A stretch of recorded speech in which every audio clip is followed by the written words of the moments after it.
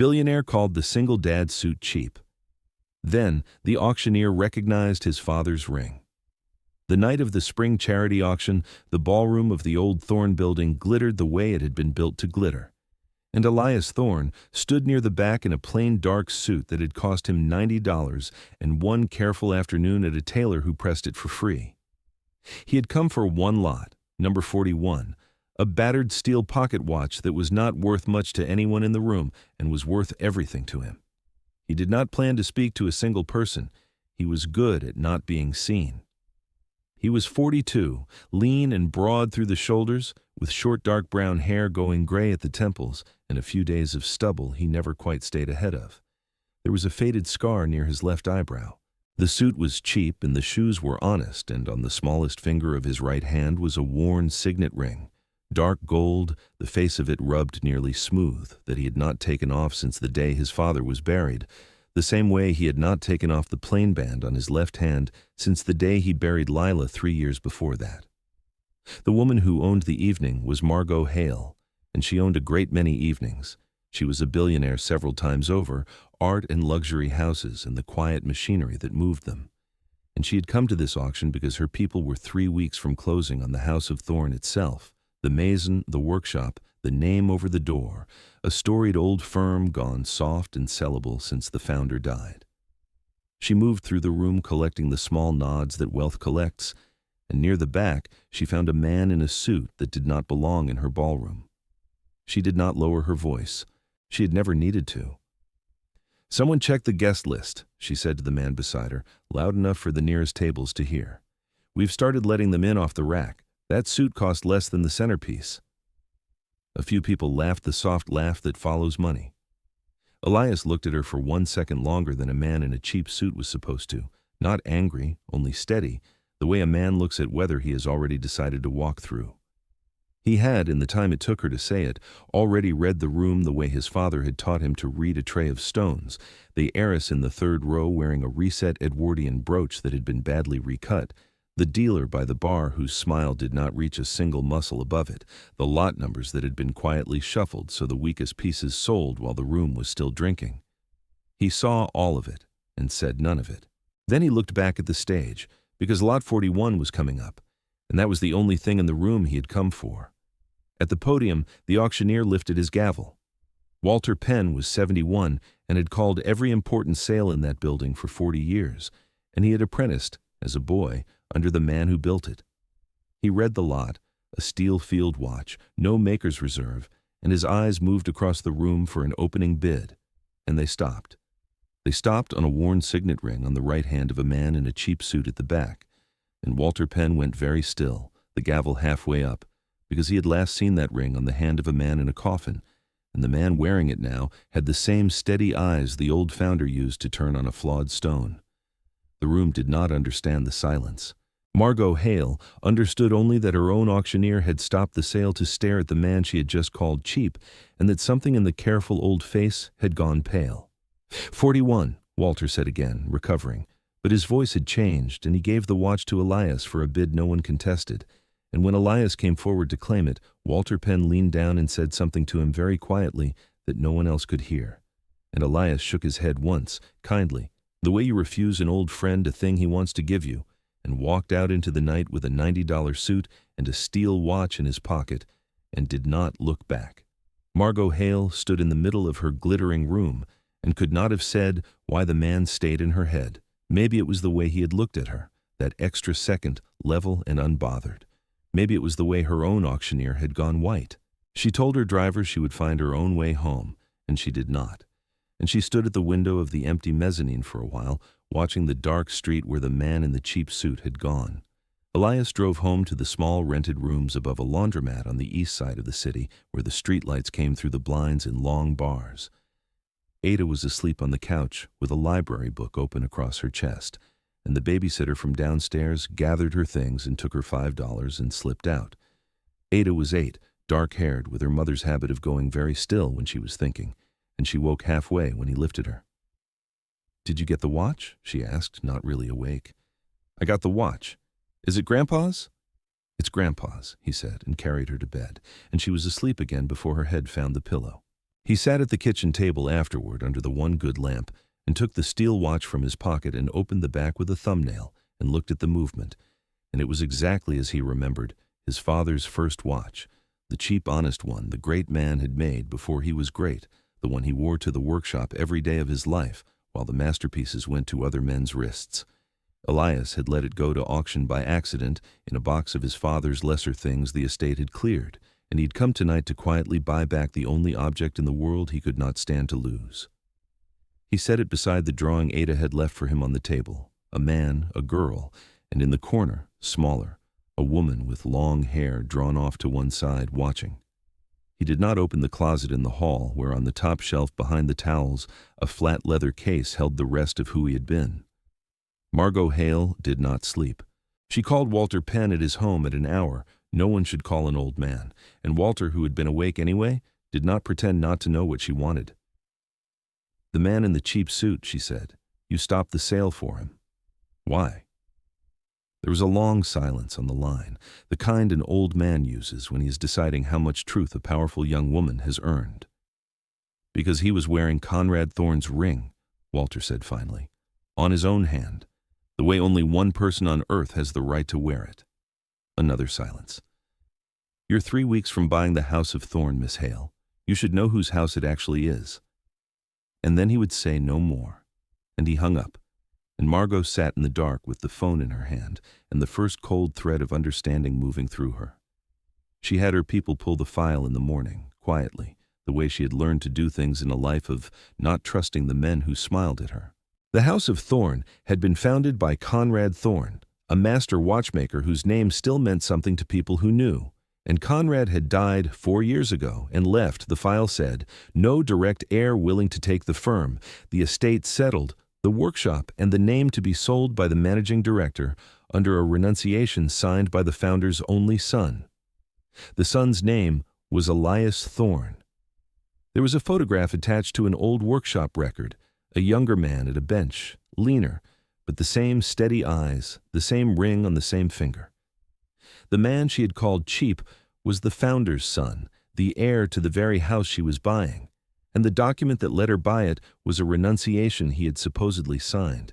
She read the file 3 times. She had built an empire on a simple rule, that the cleanest deal is the one with the most careful liar standing next to it, and the Thorne acquisition had been almost too clean, the heir conveniently silent, the renunciation conveniently filed, the managing director conveniently eager to close before the season turned. She had not asked why, because the price was good and the name was old, and she had wanted the name. Now she pulled the renunciation up on her own screen and looked at the signature. And she was not a handwriting examiner, but she had signed her own name 10,000 times and watched 10,000 men sign theirs.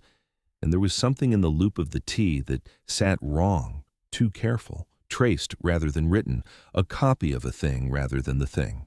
She found Walter Penn in the empty ballroom the next afternoon, supervising the breakdown of the auction, and he set down his clipboard and looked at her a long time before he spoke.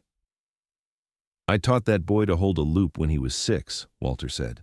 "Conrad used to set him on a stool at the bench. The old man could look at a stone and tell you its weight to the 10th of a carat by the way it sat in the light, and the boy could do it by 10.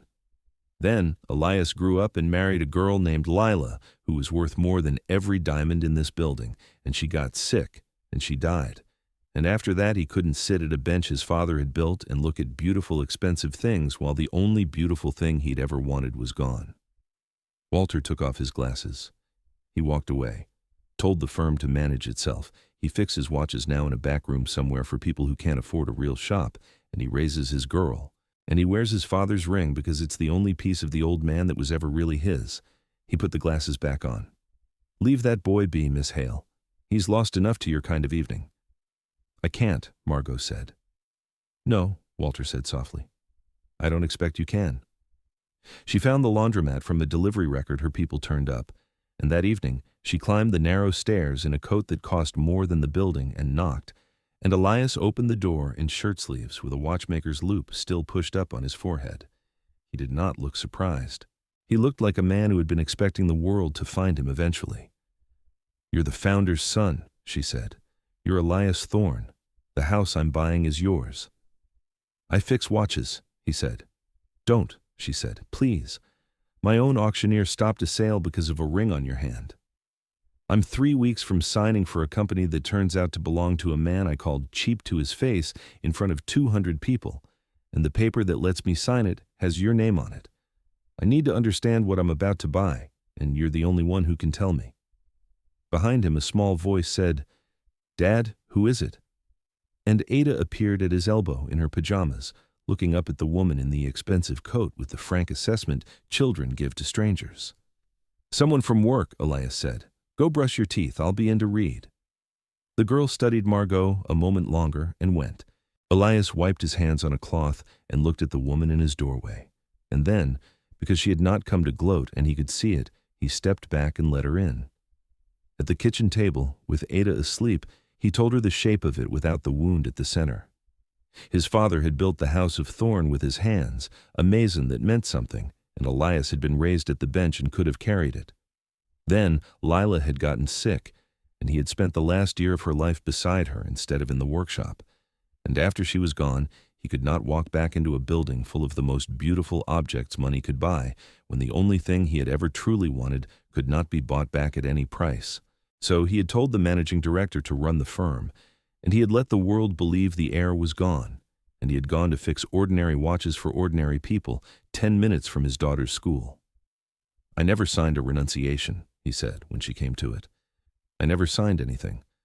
I told them to manage the house. I never told them to sell it, and I never signed away my father's name. Margot was quiet for a moment. Then someone signed it for you, she said. Then you should look very carefully, Elias said, at the man who handed you the paper. Julian Frost was 53 and had been the managing director of the House of Thorn for 19 years, since long before Conrad died, and he had expected, when the old man passed, that the grieving son would simply sign the firm over to the man who had really been running it. Instead, the son had vanished into grief and left the house in trust, neither selling nor signing, and Frost had spent 4 years watching a fortune he considered his own sit just out of reach. The Hale acquisition was his door out. The sale would pay him a fee he had buried 3 layers deep, and the buyer's people would do what he had always wanted, sell the name to a conglomerate that would stamp it on cheap movements made overseas, and close the old workshop and let the last of Conrad's craftsmen go. The sale required the heir's renunciation, and the heir was gone. So Julian Frost had solved the problem the way he solved most problems. He had forged it, a signature traced from a decade-old document in Conrad's files, and filed it, and assumed no one would ever match it to a living hand. Margot asked Walter Penn for whatever Conrad had left behind, the real papers, the ones the managing director did not control. Walter looked at her a long time, then took her down to the workshop in the basement of the old building, to a steel cabinet that had been Conrad's, and from the back of a drawer he drew a flat envelope soft at the corners. Conrad gave me this the year before he died, Walter said. He didn't trust Frost, never said why.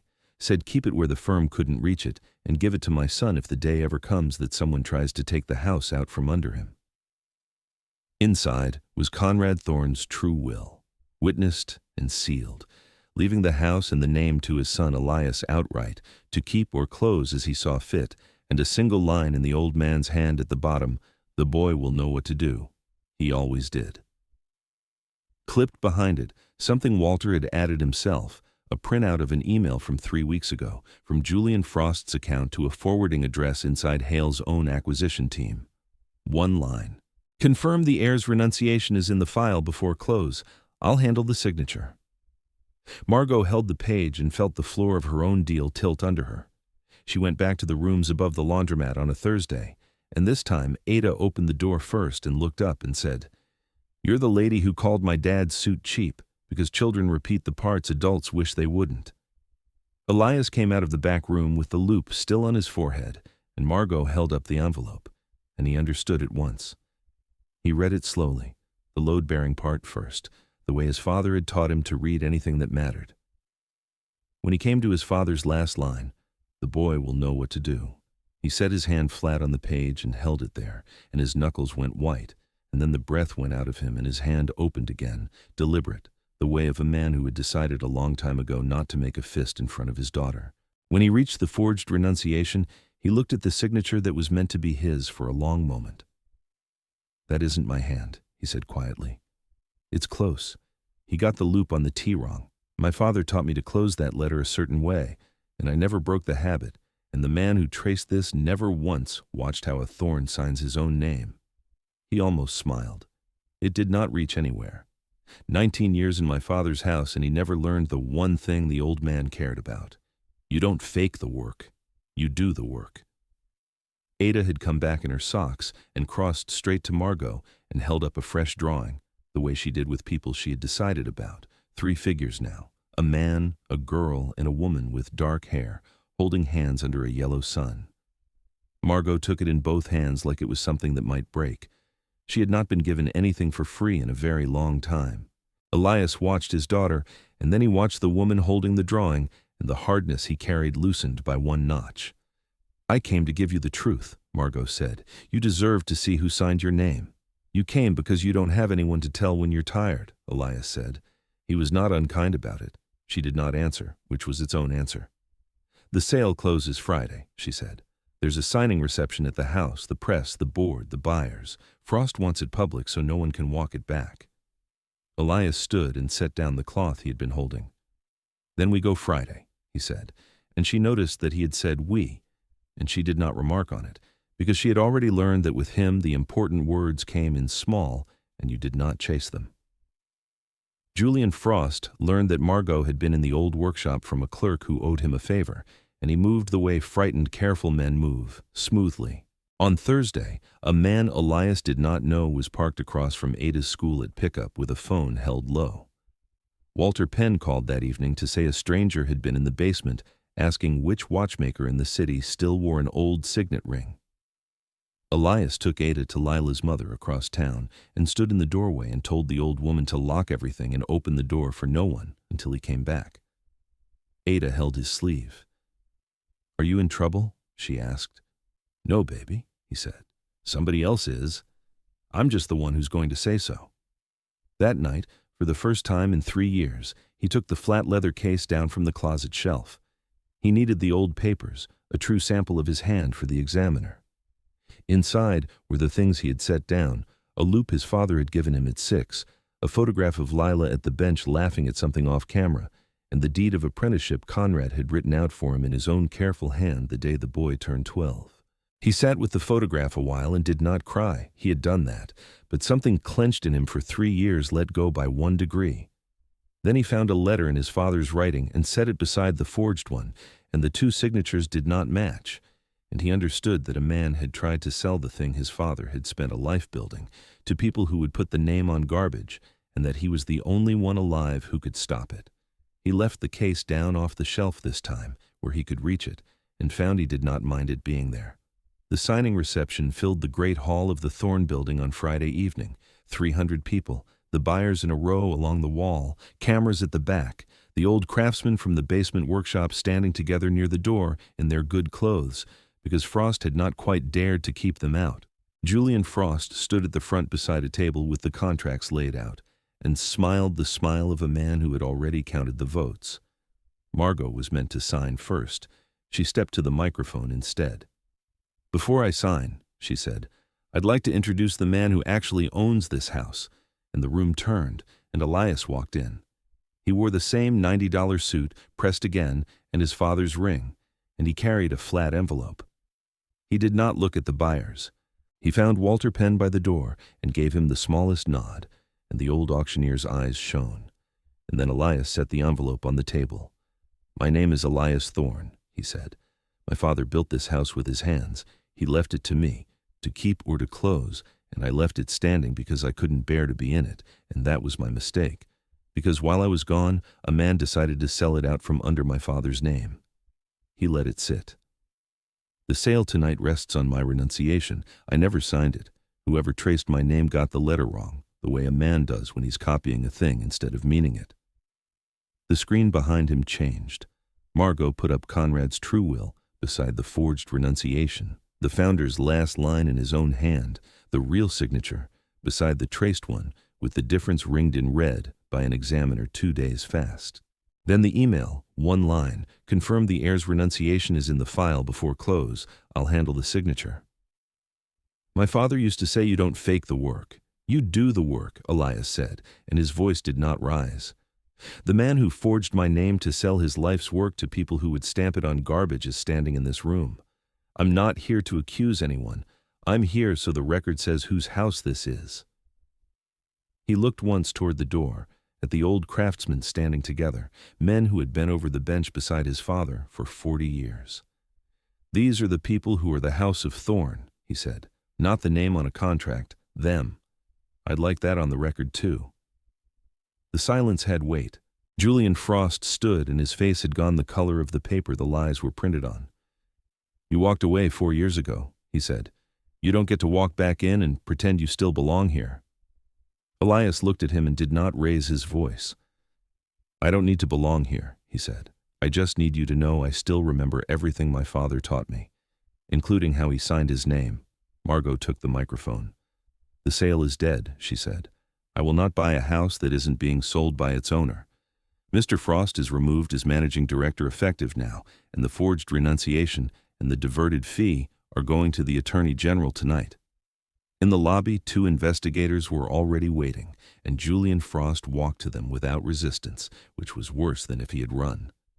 In the weeks after, the story moved through the trade press and then the wires. Frost was charged with forgery and fraud, and the attempted sale of an estate he did not control, and the buried fee unwound itself in a single afternoon under a subpoena. 2 directors who had looked the other way resigned. Margot declined every interview and gave one written statement, 11 sentences long, and signed her name to it. She walked away from the acquisition entirely, and then she went to see each of the old craftsmen Frost had been planning to let go in their small kitchens and their cramped flats, and sat through whatever they wanted to say about the years they had given to a house that had nearly been sold out from under them, and did not interrupt. One of them, a man of 80 who had set stones beside Conrad for half a century, wept without shame and then apologized for it, and Margot told him there was nothing to apologize for, and she meant it in a way she had not meant much of anything in a long time. Then, quietly, she did the thing none of her people understood. She set up a trust to keep the old workshop open and the craftsmen employed, and named it the Lila Thorn Fund, an apprenticeship for young makers who could not afford to learn a dying trade, after a woman she had never met, before she had told Elias she was going to. Elias did not take the chair at the House of Thorn, but he went back down to the basement workshop one morning and sat at his father's bench for the first time in 4 years and picked up a loop, and the old craftsman drifted over one at a time and did not say much, and by noon he was teaching the youngest apprentice how to close the letter T the way his father had, and how to listen to a movement the way you listen to a chest. He kept fixing ordinary watches for ordinary people too, because the work asked nothing of him but care, and care was the one thing he had never run out of. On a gray morning in March, Margot drove him to the cemetery on the hill where Lila was buried beside his father, 2 plain stones under the same bare tree, and she stayed 3 steps back while he crouched and set something small on the grass between them, a tiny brass gear he had turned himself at the bench that week, for no reason he could have explained. She heard him say, low, not quite to anyone, "They tried to sell it, Dad, and I didn't let them." And then, softer, to the other stone, "I'm doing the work again. I think you'd be glad." He did not say more. Margot did not come closer. She understood that her place at that moment was not nearer, and that there are conversations a man has with 2 stones that a living person is only allowed to stand near and not inside. Margot started coming by on the weekends, first with a reason and then without one.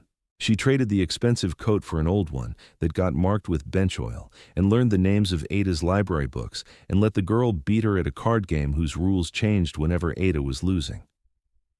One evening, she watched Elias teach Ada to set a tiny screw into a movement under the loop, his big hands over the girl's small ones, slow, no wasted motion, the same care she had seen him turn on his father's steel watch, as if to him there were no difference between a cheap watch and a priceless one, only things that needed doing right.